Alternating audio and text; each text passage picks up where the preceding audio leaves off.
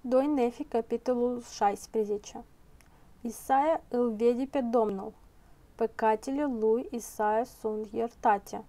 El este chemat să profețească. El profețește despre respingerea de către iudei a învățăturilor lui Hristos. O rămăsiță se va întoarce. Compară cu Isaia 6, circa 559-545 înainte Hristos. În anul când regele Ozia a murit, eu l-am văzut, de asemenea, pe Domnul șezând pe un tron, sus și ridicat în înălțime, iar trena lui umplea tempul. Deasupra lui stăteau serafimii. Fiecare dintre ei avea 6 aripi. Cu 2 dintre ele și-au acoperit fața, cu 2 și-au acoperit picioarele și cu 2 zbura. Iar unul a strigat către celălalt și a zis: Sfânt, Sfânt, Sfânt este Domnul oștirilor, pământul întreg este plin de slavă Lui. Iar coloanele porții s-au mișcat la glasul lui care striga, iar casa era plină de fum.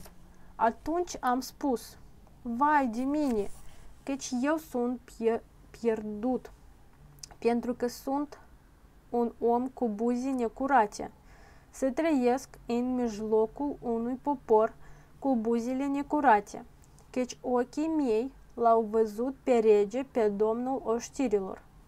Atunci unul dintre serafim a zburat către mine, având un cărbune aprins în mână, pe care el îl luase cu un clește de pe altar, și l-a spus pe aceasta peste gura mea și a spus: iată, aceasta ți-a atins buzele și nedreptatea ta este ștearsă și păcatul tău este purificat. Și am auzit glasul Domnului, zicând: pe cine trebuie să trimit și cine se va duce pentru noi? Atunci am spus: aici sunt, trimite-mă pe mine. Iar el a spus: du-te și spune acestui popor: într-un adevăr voi auziți, dar ei nu înțelegeți, și într-un adevăr voi vedeți, dar ei nu își dau seama. Întărește inima acestui popor și surzește-i și închide-le ochii, ca să nu vadă cu ochii lor și să audă cu urechile lor și să înțeleagă cu inima lor și să fie convertiți și vindecați.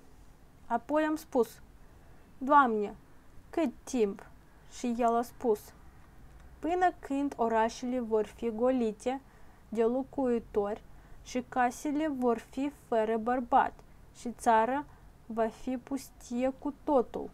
Iar Domnul i-a dus pe oameni departe, căci va fi un mare pustiu în mijlocul țării.